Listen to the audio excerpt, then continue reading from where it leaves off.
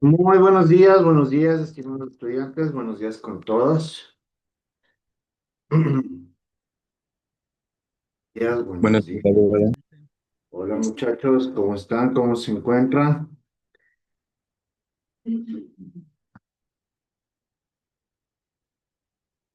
¿Cómo les ha ido?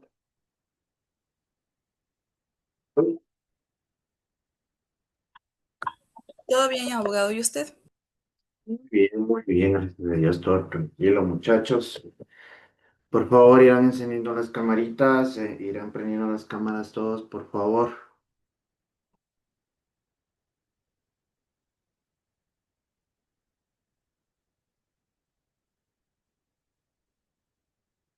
Muy bien, muy buenos días, muchachos.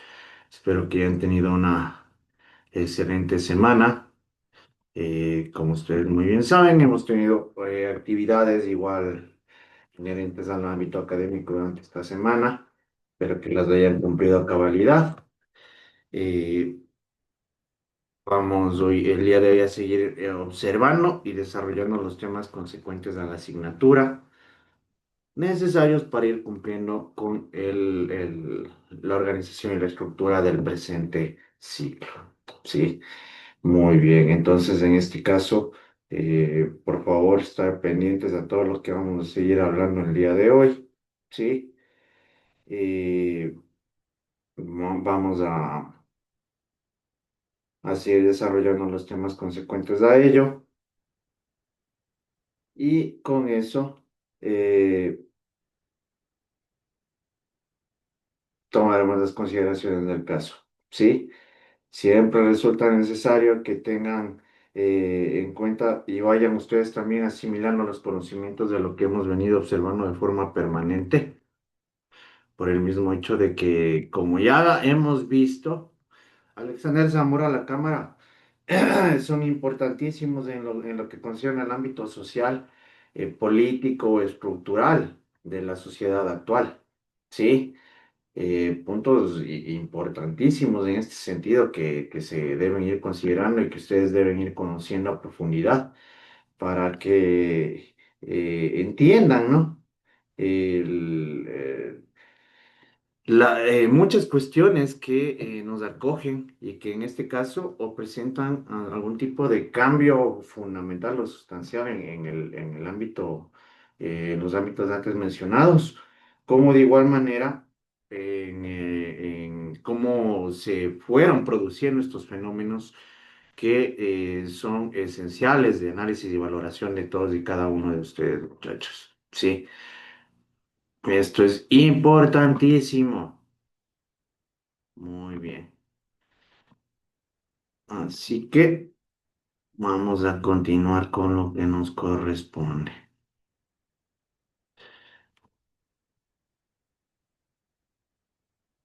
20 de noviembre.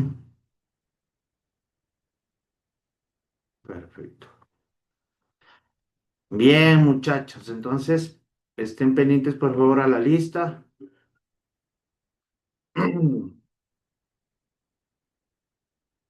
Anderson Aguirre, Presente, Lucio. Andrea Albán, Presente, abogado. Adrián Álvarez,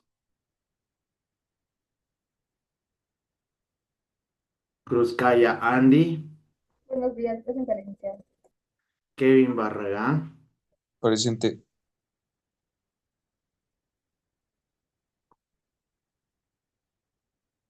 denme 2 segundos.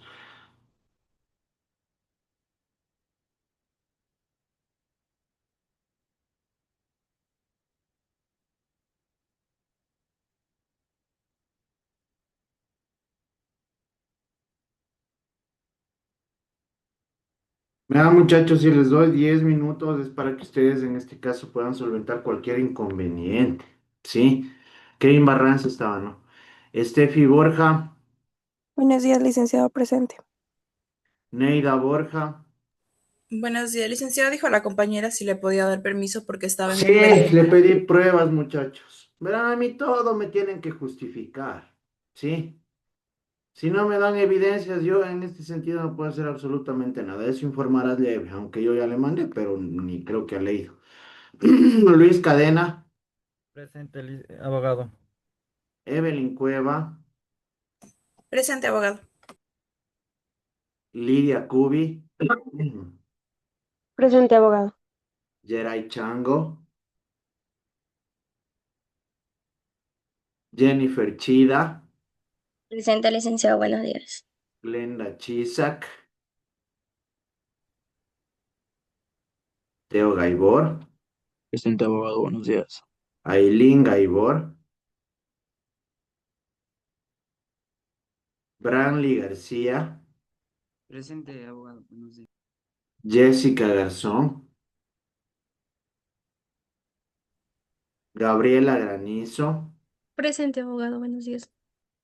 Carlos Guamán, Jennifer López, Darwin Malisa, Daila Matute, Presente, abogado. Buenos días. Derlis Moreno, Talina Ocampo, Presente, abogado, buenos días. Samantha Ocaña, Presente, abogado. Malky Patín, Presente, abogado, buenos días. Ginger Peña, Presente, abogado, buenos días. Dana Perea, Presente.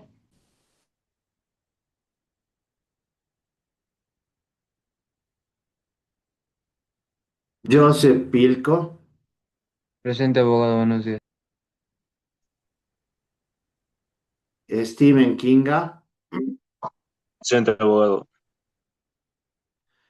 Silvia Quispe, Presente, abogado, buenos días. Isamar Ricaurte, Presente. Melanie Rivera,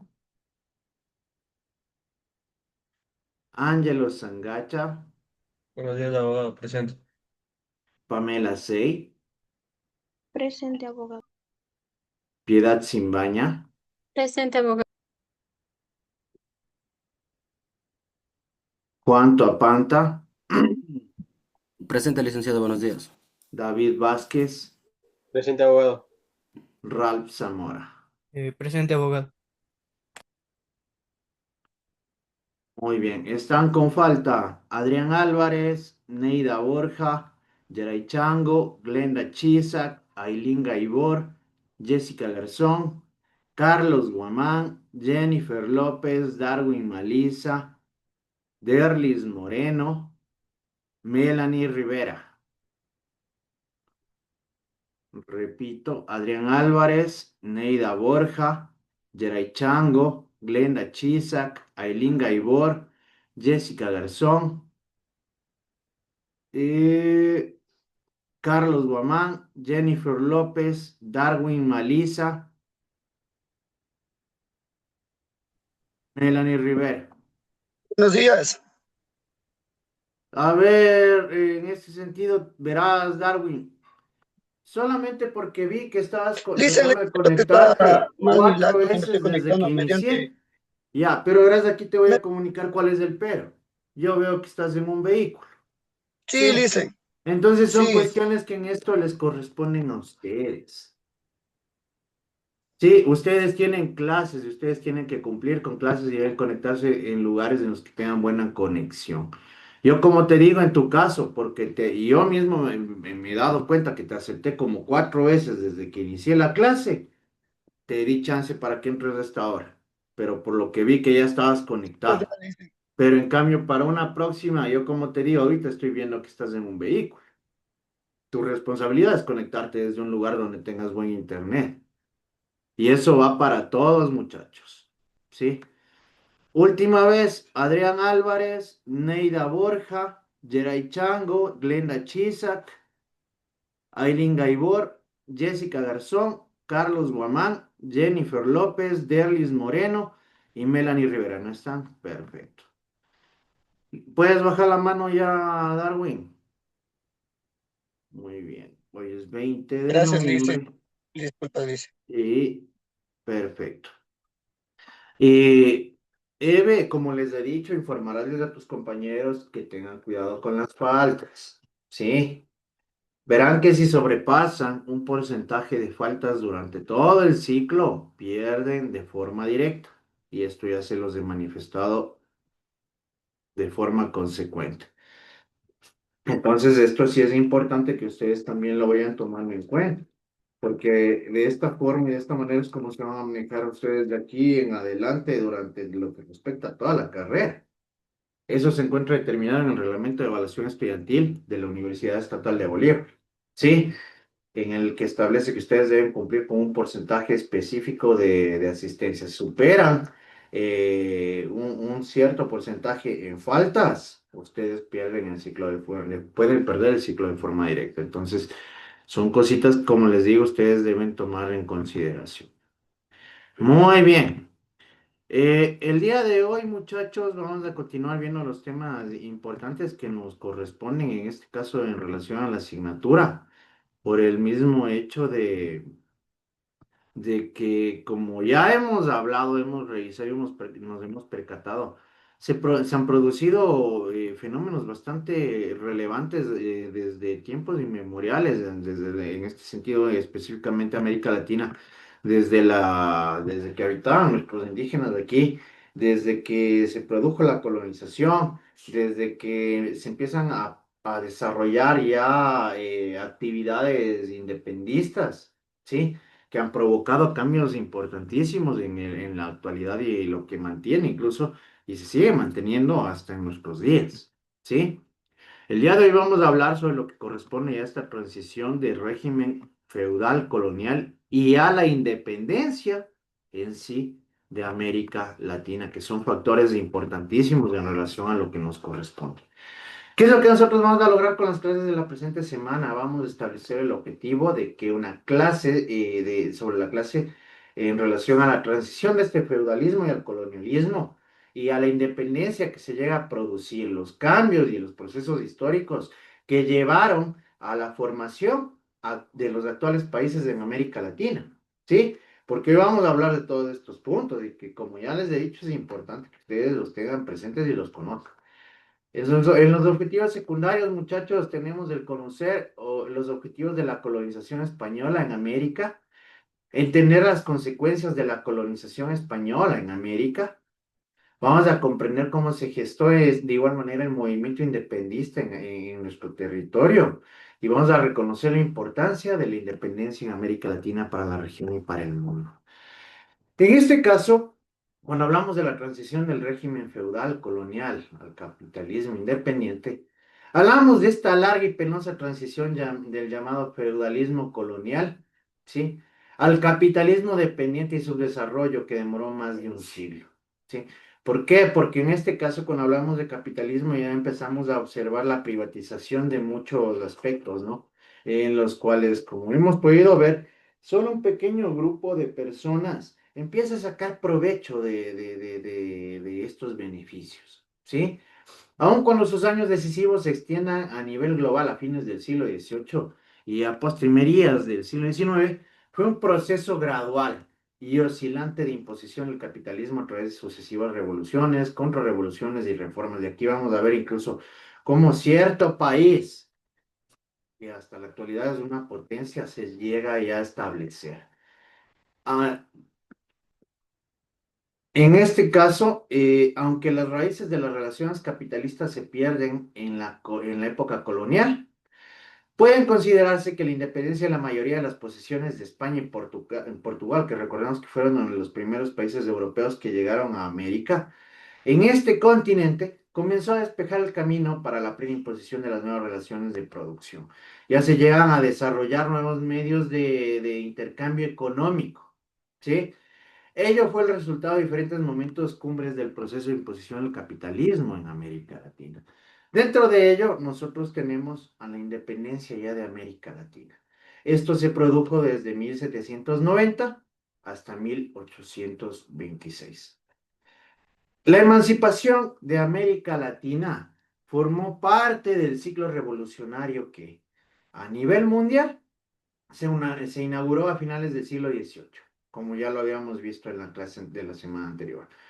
bajo el influjo de las concepciones antifeudalistas de la burguesía europea. El movimiento independentista comenzó en 1790 con la Revolución de Haití, es decir, ya se empiezan a liberar de los conquistadores y de estas colonias instauradas por los mismos. Tuvo como antecedente la liberación de las 13 colonias inglesas de Norteamérica. ¿Sí? Vayan notando este aspecto de forma importante. ¿Sí? En lo que hoy corresponde a Estados Unidos, Canadá, ¿sí? Parte de México, ya se empiezan a desarrollar este tipo de trayectos de independencia. ¿Sí? Es decir, que antes de que se empiece, de que se libere o se produzca en este caso una revolución en Haití, ya se habían liberado en Norteamérica también de las colonias que habían establecido los ingleses. El estallido de la gran contienda antisocialista, anticolonialista, perdón, extendida hasta 1826, fue facilitado por la Revolución Francesa en 1789. Un punto y un factor importante, ¿sí? La Revolución Francesa, que da auge y pie para que se empiecen a producir estas liberaciones de grupos sociales a nivel mundial. Y después de la crisis política generada por la expansión napoleónica sobre España y Portugal, así, el inicio de las revoluciones burguesas en Europa puso a la orden del día en América Latina el problema de la independencia, porque ya incluso aquí los grupos sociales instaurados en nuestro territorio empiezan a tomar medidas y acciones afirmativas con el propósito de ellos también llegar a independizarse. Tenemos, en primer lugar, la fase haitiana que va de 1789 a 1804, donde con más fuerza se hicieron sentir las agudas contradicciones sociales y étnicas existentes de las colonias europeas de América, ¿sí? Fue en el área antillana, al estallar en Saint-Domingue la primera revolución de masas que triunfó en el hemisferio occidental, ¿sí?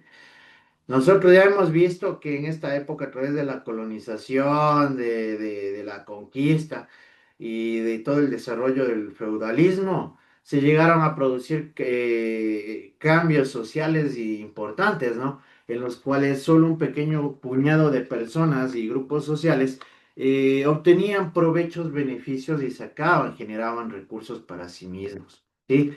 Y que en este mismo sentido, por esta razón, en relación a las etnias, existía una distinción bastante abismal entre los grupos sociales que habitaban en estas regiones.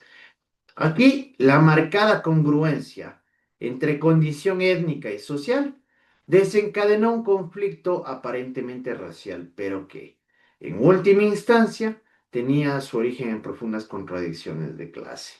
¿Sí? Es decir, en los beneficios que tenían unas personas, en los abusos que tenían otras, ¿sí? Llega a provocar este cambio de mentalidad por parte de las personas que habitan y habitaban en este sentido en Haití. Al margen de los factores internos que la desencadenaron, la revolución haitiana estuvo influida de forma directa por los acontecimientos que entonces sacudían a Europa. En este caso, la Revolución Francesa. ¿En qué consistía la Revolución Francesa?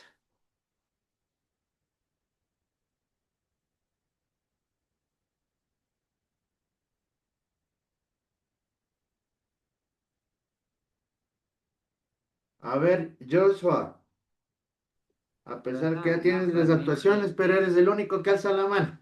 A ver. Se basaba principalmente en tres ideales que eran igualdad, libertad y fraternidad.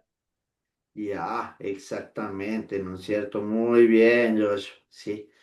Ya empieza a buscar la igualdad entre los ciudadanos, ¿no? Que llegan a habitar en estos territorios. Muy bien, Joshua. Entonces, de esta manera, en 1790 comenzó la rebelión de los mulatos, ¿sí? Contra el dominio de los plantadores blancos, ¿sí? Que en este caso, como lo hemos visto nosotros, muchos de estos conquistadores trajeron esclavos africanos, ¿sí?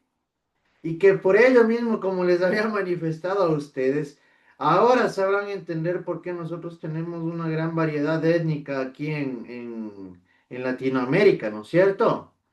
Ya, entonces existieron puntos en este ejemplo en Haití donde predominó este tipo de etnias y que produjo además a través de los abusos, de las diferencias sociales, en este caso, incluso el ámbito de esclavitud, llegó a provocar un cambio de mentalidad en las personas.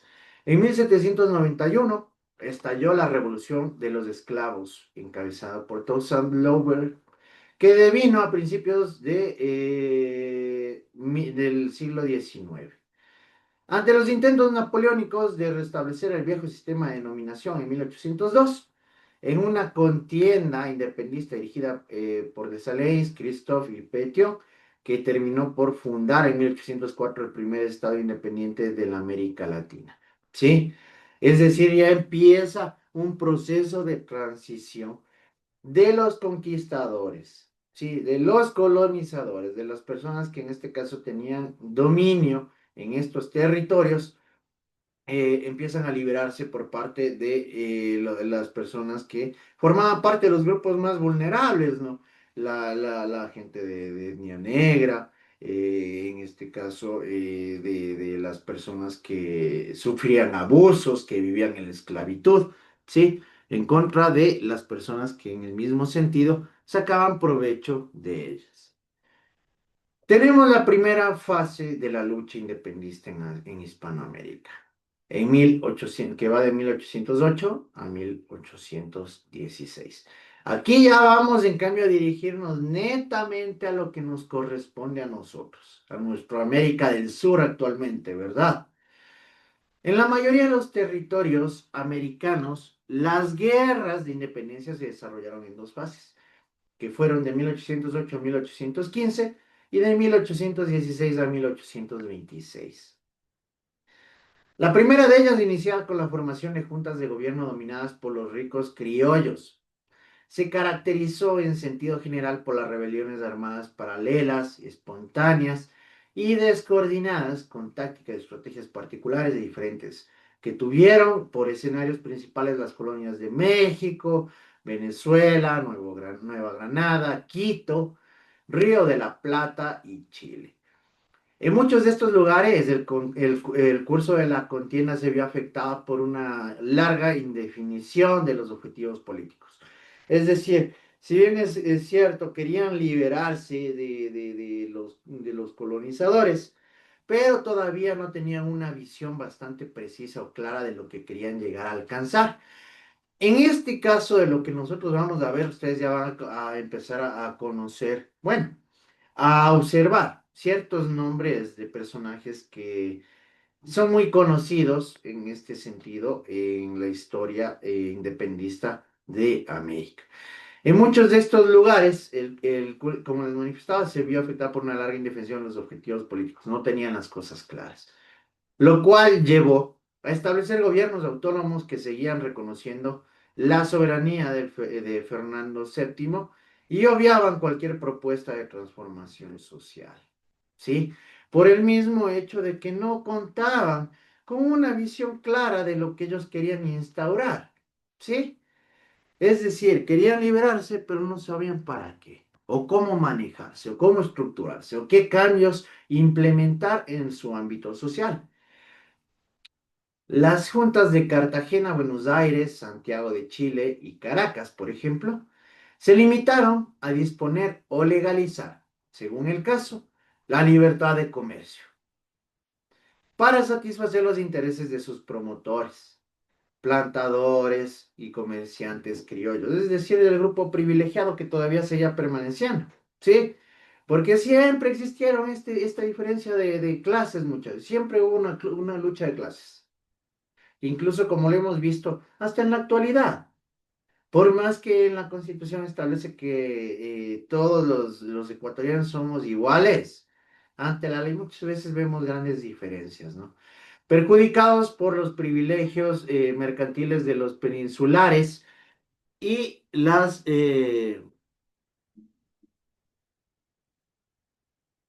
y las incapacidades del mercado metropolitano para absorber la producción agropecuaria de sus colonias. En forma simultánea, en casi todas las antiguas posesiones españolas de América, se vertebró una corriente reformista de carácter autónomo, ¿sí? Nutrida también con representantes de las clases privilegiadas, es decir, las personas que tenían poder seguían teniendo poder, ¿sí? Temerosos de las consecuencias del enfrentamiento armado con la metrópoli, depositaron sus esperanzas de cambio, igualdad de derechos entre criollos y españoles y gobierno propio en la buena voluntad hispana. Ilusiones alentadas por la presencia de diputados americanos en las Cortes de Cádiz, ya empiezan a tener en ellos, en cierto caso, cierta representatividad, ¿sí? Empiezan a tener algo de voz y voto en relación a la toma de decisiones. Pero de igual manera, como podemos observar, aquí simplemente las personas adineradas trataban de mantener un tipo de igualdad, pero no de forma general de todo el pueblo, sino solamente entre los que tenían dinero y los españoles conquistadores que se habían instaurado en nuestro territorio. ¿Sí? Es decir, los demás seguían a un lado. ¿Sí?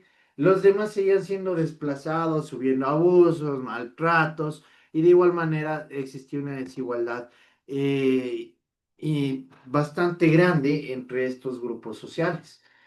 El fracaso de las reformas liberales metropolitanas, la reimplantación del absolutismo de Fernando VII en 1784 a 1833 y los éxitos patriotas terminarían por hacer languidecer esta tendencia criolla.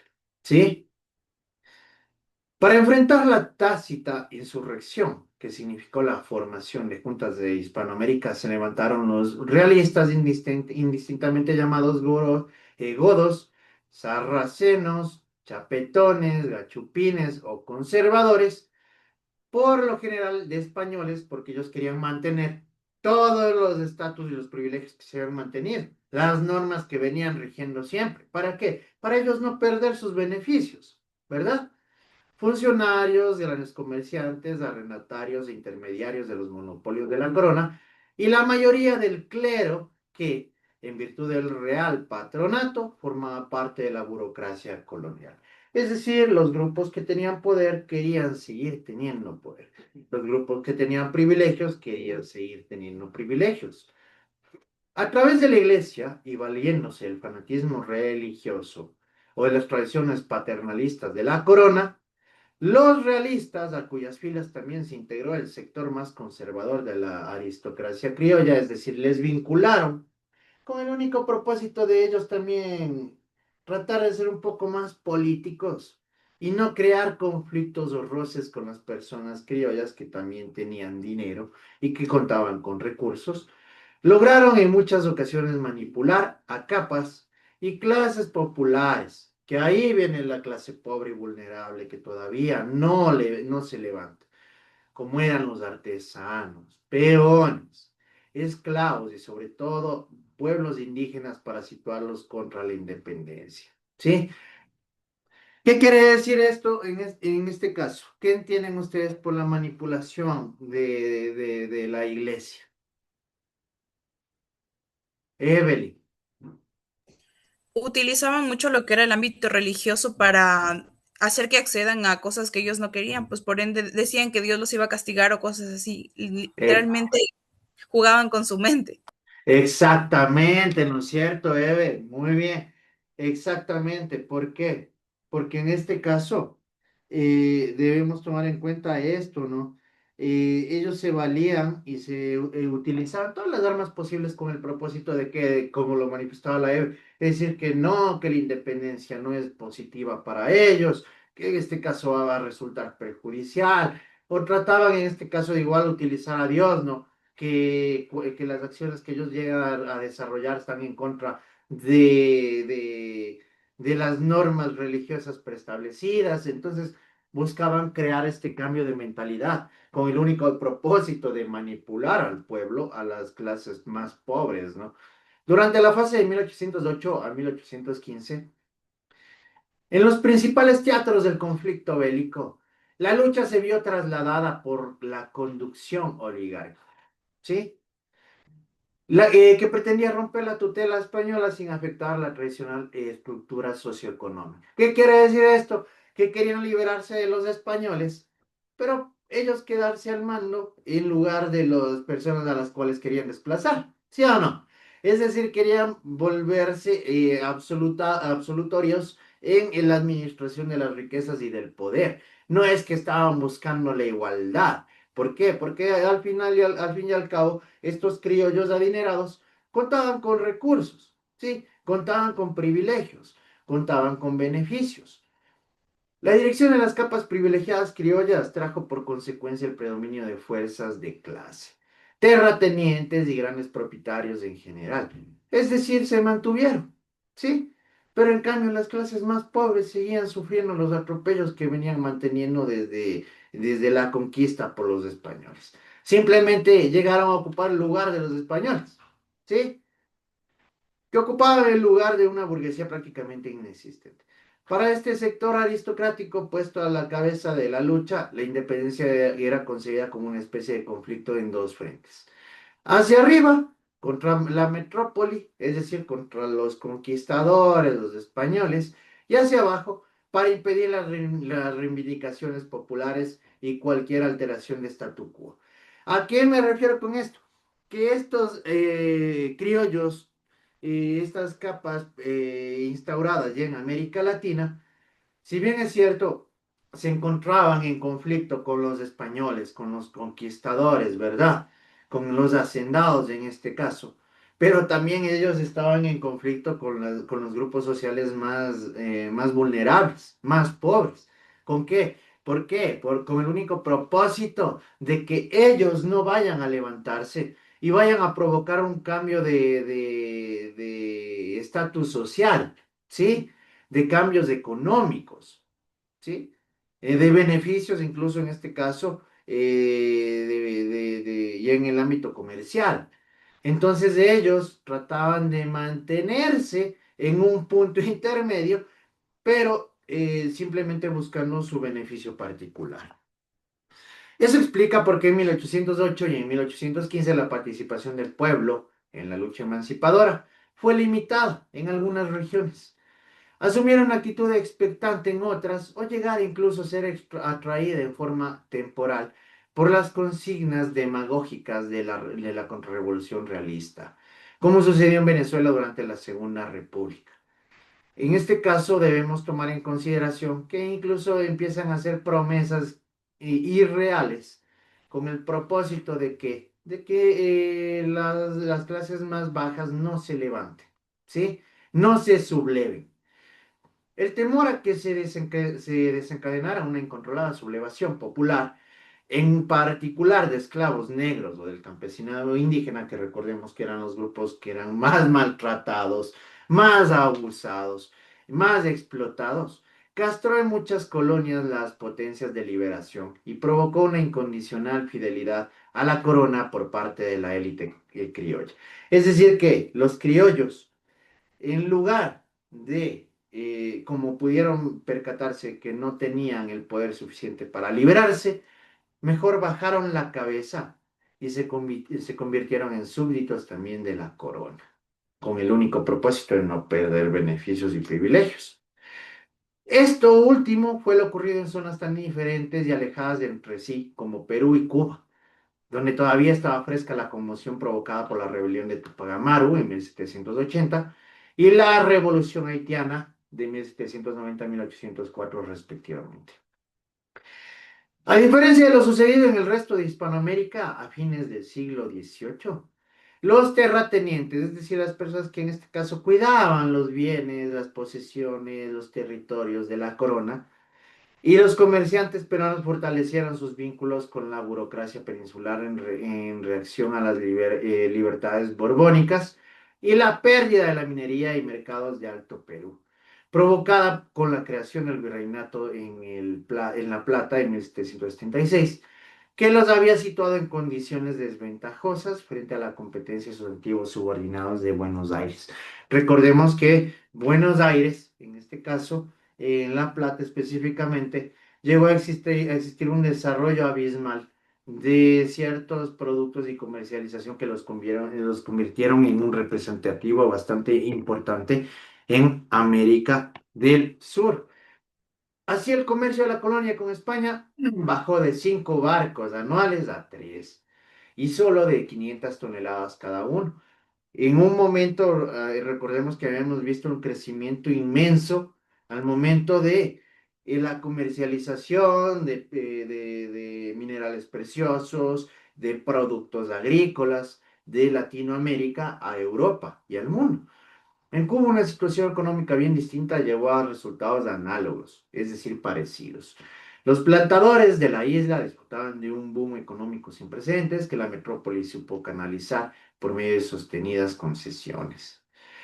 A pesar de los límites impuestos a la lucha independentista por las clases dominantes, criollas, en algunas colonias estallaron verdaderas revoluciones populares, como sucedió en México, con la espontánea guerra campesina desatada desde 1810 por Hidalgo y Morelos.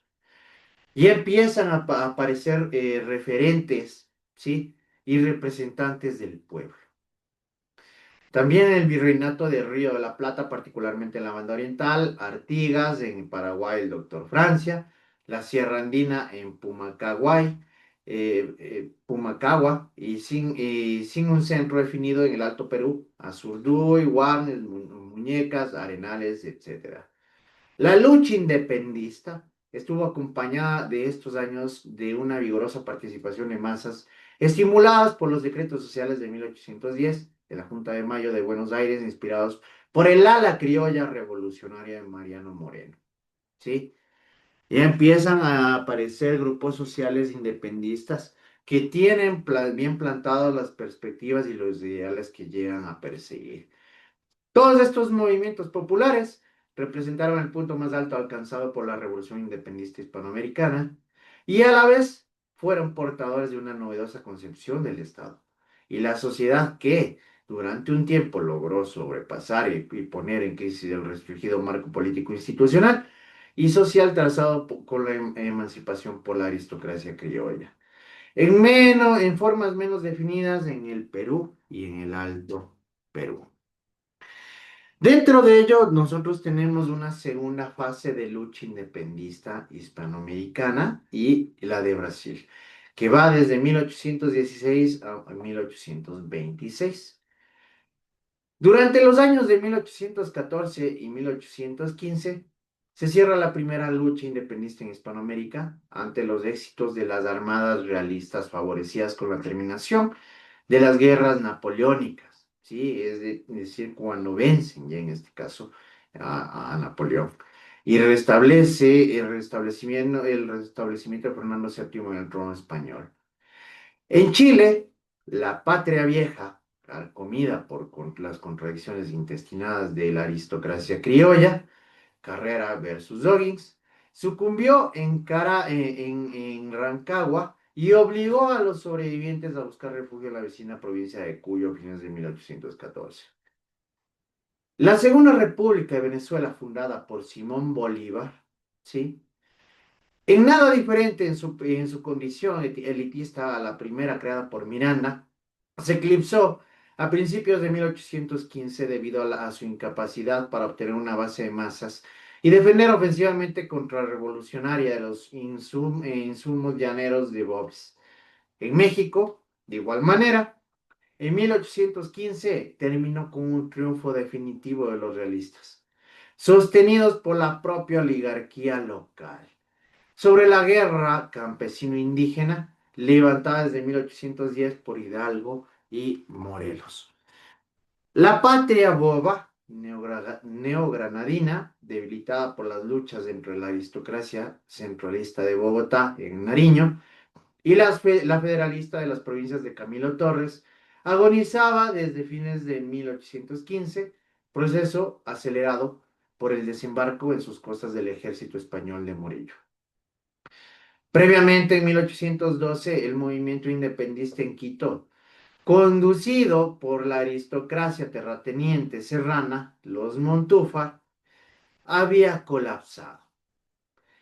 En el Virreinato de Perú, bastión peninsular, la masiva sublevación mestiza indígena de 1814, encabezado por Pumacagua, concluyó al año siguiente sangrientamente aplastada, pero para tranquilidad de la oligarquía conservadora peruana. Los conservadores, tengamos en consideración que son las personas que trataban de mantener estos beneficios económicos y sociales que habían sido instaurados, ¿sí? Y que habían permanecido ya incluso hasta por el restablecimiento de estos criollos que tenían poder económico y que tenían estatus social. Solo el Río de la Plata, pese a la anarquía política y las contradicciones internas promovidas por las intenciones hegemonistas de Buenos Aires, a través de Saavedra, Rivadavia, Pueyrredón, Alvear, resistió al desastre general gracias a la protección de los montoneros de Salta y las guerrillas populares del Alto Perú. Y empiezan a levantarse grupos sociales conformado por personas vulnerables, por los más pobres, ¿sí? Por las personas que en este caso vivían sumidas en el poder de los demás y que sufrían abusos constantes por los mismos. Con razón, los realistas de Europa y América festejaron ruidosamente el triunfo de Sipe Sipe Corno, el fin de la lucha independentista. A fin de la profunda crisis de las fuerzas emancipadoras, perdón, la guerra surgió con todo vigor entre 1816 y 1817, lo que marca el inicio de la segunda fase. A lo largo de este periodo, en 1816 y 1826, por dos vías bien diferenciadas, se alcanzó la liberación de las colonias de España y Portugal, con las únicas excepciones de Cuba y Puerto Rico.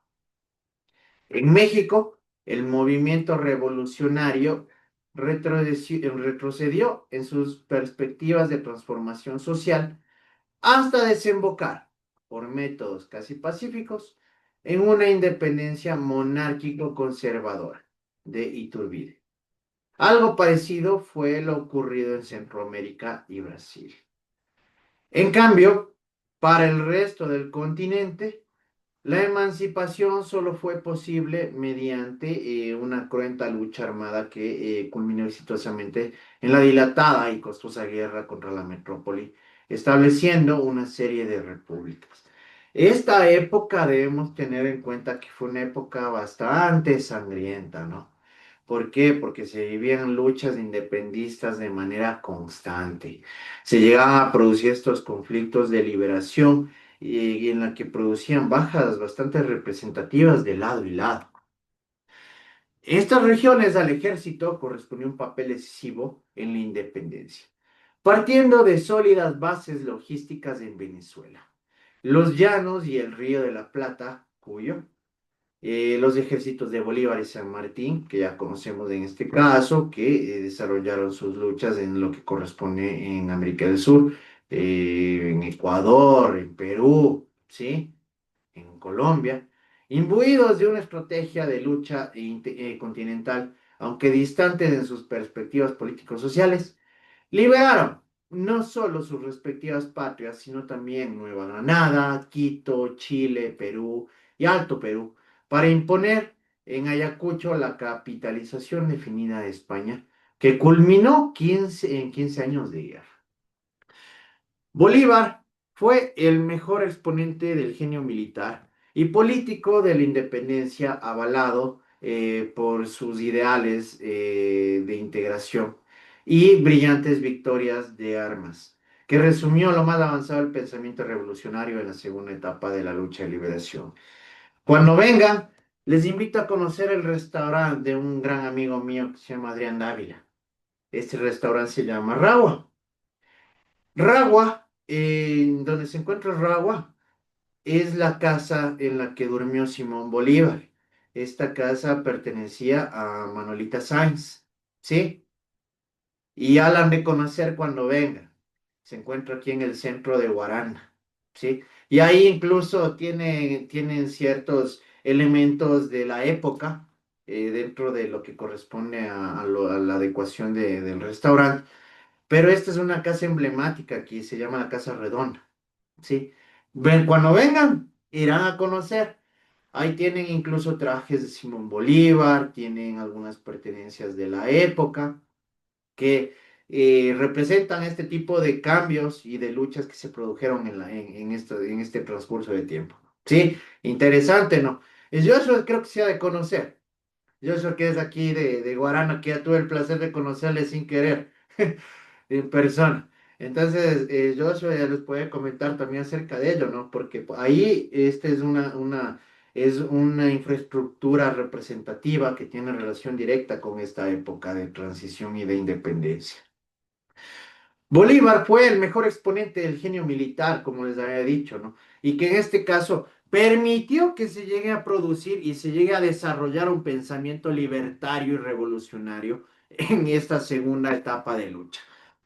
El ejército bolivariano, portador de la iniciativa revolucionaria, logró en forma temporal la abolición de la esclavitud y la servidumbre, eliminación de privilegios y gravámenes feudales, repartos de agrarios, ¿sí? Es decir, tuvo un avance bastante representativo en estos ámbitos. Como única institución realmente organizada en el campo patriota, compensó tanto la extrema debilidad del componente burgués de la revolución como la derrota de los representantes más radicales del movimiento popular. Hidalgo y Morelos en México, Moreno y Artigas en el Río de la Plata, y en menor medida Carrera y Rodríguez en Chile. Pero ya van dándose estos cambios sociales. Aunque algunas de sus medidas sociales tuvieron un carácter más declarativo que práctico. Simplemente lo declararon, pero no realizaron cambios sustanciales que hayan marcado una gran diferencia. Estos reveses fueron, sin embargo, las premisas que permitieron concretar un virtual bloque de clases anticolonial que en varios lugares, de manera paradigmática en Venezuela, amplió la base social de la lucha independista tras un programa más acorde con las posibilidades históricas, aunque bajo la hegemonía recompuesta de la aristocracia criolla. Es decir, los grupos de poder se querían seguir manteniendo. Por eso recordemos y conozcamos que hay muchas familias que hasta la actualidad siguen teniendo este tipo de riquezas, ¿no? Y que fueron obtenidas en este transcurso de tiempo. ¿Sí? No es de gana que hay familias que cuentan con haciendas gigantescas y que siguen prevaleciendo y permaneciendo hasta la actualidad. Ustedes las habrán visto, incluso las conocerán en las diversas provincias y puntos del país. ¿Sí? Son estos grupos criollos que llegaron a permanecer y a conservar este poder y estas riquezas. A la formación de este amplio frente policlasista también contribuyó el terror contrarrevolucionario desatado por los realistas de las áreas reconquistadas, que afectó sin distinción de clase o raza a los diferentes estratos de la sociedad hispanoamericana y creó las condiciones para mayor participación popular y la unidad patriota.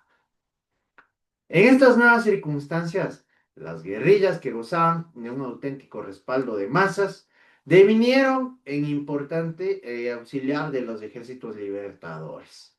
¿Sí? Grupos sociales de estratos bajos, pobres, se empiezan a organizar, pero que empiezan de igual manera a vincularse ya a estos ejércitos libertadores con el propósito de impulsar la lucha independentista. Aunque castradas de cualquier posibilidad de edificar su propia alternativa de poder, porque no iban a darles el poder, como les digo, por eso se siguieron manteniendo clases, como algunas lo intentaron en la etapa anterior. Ese fue el restringido papel asignado a las republiquetas altoperuanas, a los montoneras de Güemes, a las guerrillas chilenas o peruanas, incapacitadas para superar el estricto control de la aristocracia criolla y radicalizar el programa emancipador. Pero las atrevidas campañas de Bolívar y San Martín tuvieron otro efecto, tanto en Perú como en Ecuador, eh, para atemorizar a la ala conservadora, a la aristocracia criolla, hasta entonces fiel aliada de España. Recordemos que ellos no soltaban en este sentido la teta, por decirlo de esta forma, con el propósito de que ellos puedan mantener su nivel, ¿sí? Y puedan seguir teniendo sus beneficios. El sensible cambio en la correlación de fuerzas, que es de principios de la década de 1820, en relación a victorias de Maipú y Boyacá, se inclinaba a favor de los libertadores, San Martín como Bolívar. Compulso al sector criollo conservador a romper con la metrópoli y a aceptar la inevitable independencia. Es decir, y empiezan a superar incluso estas personas que vivían sublevadas a la corona.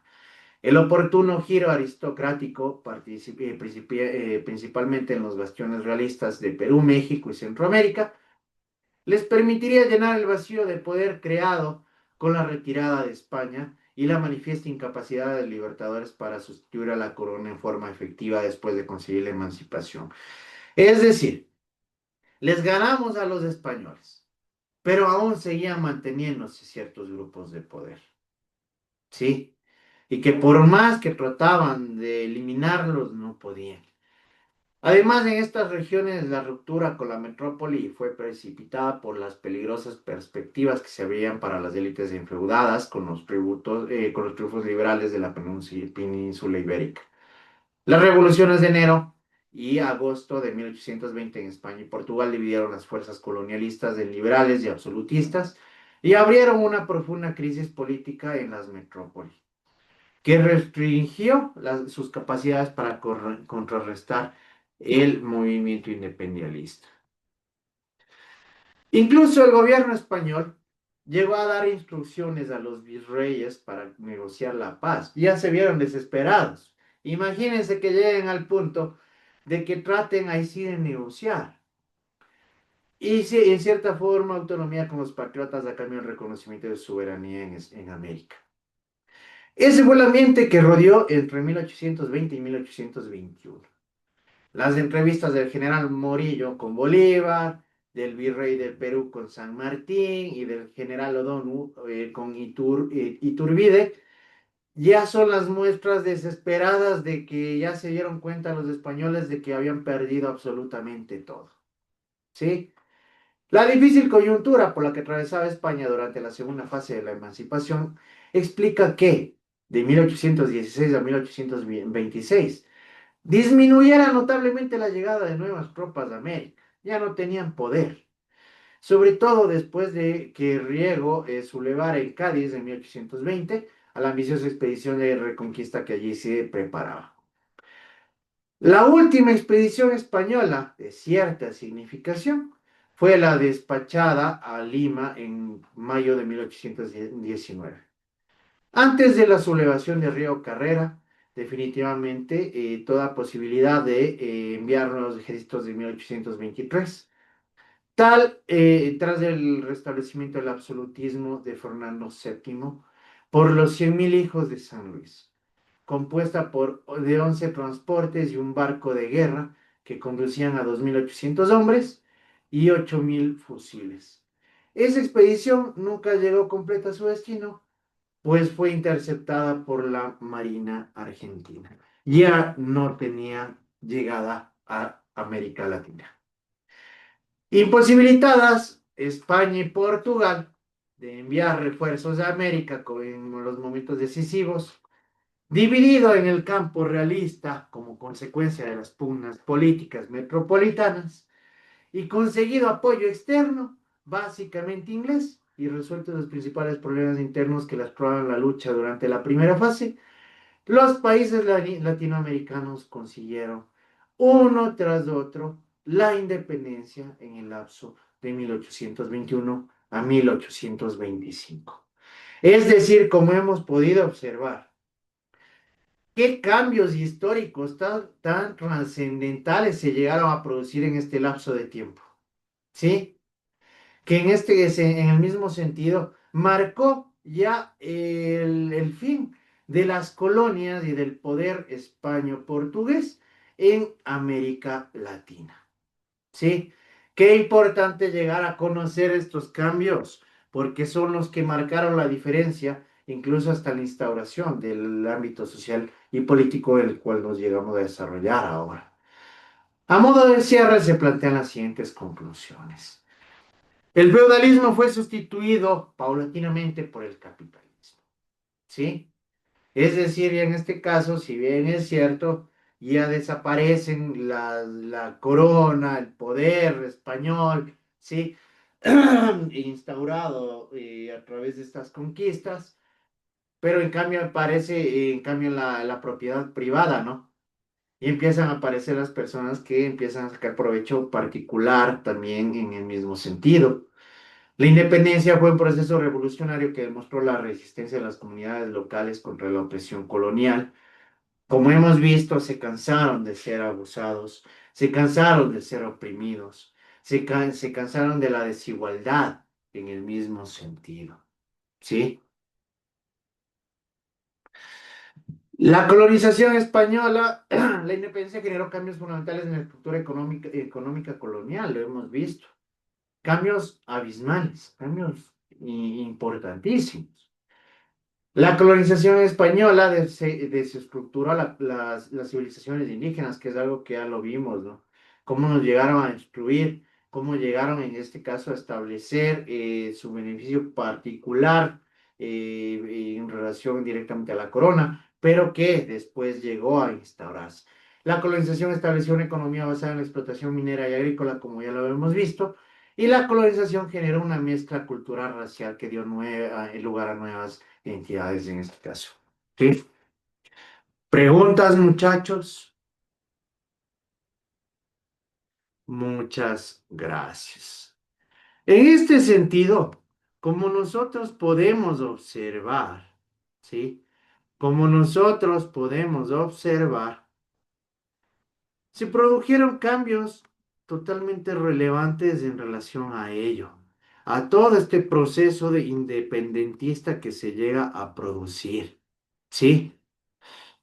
Que en sí marcaron de forma trascendental estos aspectos que se han instaurado hasta hoy en día en varios puntos sobre relaciones sociales, económicas, políticas y de igual manera cómo se llegan cómo llega la decadencia tanto de los españoles como también de las personas que contaban con poder, con riquezas y que en este sentido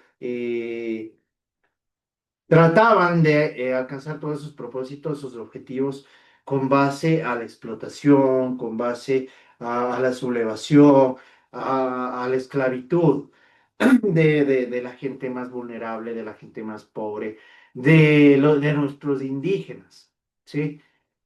Y que a su vez marca un hito eh, imborrable que permanecerá y prevalecerá durante la historia, con grandes referentes en este mismo hecho. En Perú y en Ecuador, ¿cuáles fueron los representantes más sobresalientes? ¿Cuáles fueron los referentes más importantes? Ángelo Sangacha, de lo que acabamos de ver. Simón Bolívar. Ya, ahí en Perú, Tupac Amaru. David Vázquez. Simón Bolívar y San Martín. Exactamente, sí. Simón Bolívar y San Martín. Entonces ya como les dije, en este caso, ustedes ya se van dando cuenta de que van apareciendo personajes importantes en el ámbito de independencia y de liberación del pueblo, ¿no es cierto? Si bien es cierto, no tenían perspectivas muy claras, porque recordemos que uno de los planteamientos, ¿alguien sabe cuál era una de las visiones de Simón Bolívar? La más grande visión que tuvo Joshua. Él lo que quería era unir a todos estos pueblos que liberó en uno solo y llamarlo la Gran Colombia. Exactamente, perfecto, Joshua. Aunque vos ya tienes ya hasta de casi, ya estás llegando casi al doble de actuaciones, pero muy bien, eres el único que respondí. Perfecto, exactamente. La visión de Simón Bolívar era instaurar un solo estado en relación a en toda América del Sur. ¿Sí? Algo que él quería o buscó una utopía que nunca se realizó y que nunca se llegó a alcanzar. ¿Sí? Pero esas eran las visiones libertarias que tenían, ¿verdad? Pero que en sí tuvieron gran resultado, por lo menos en el ámbito independista, de la liberación de los españoles de forma absoluta. ¿Estamos? Muy bien. Por el día de hoy vamos a llegar hasta aquí, muchachos. Muchas gracias.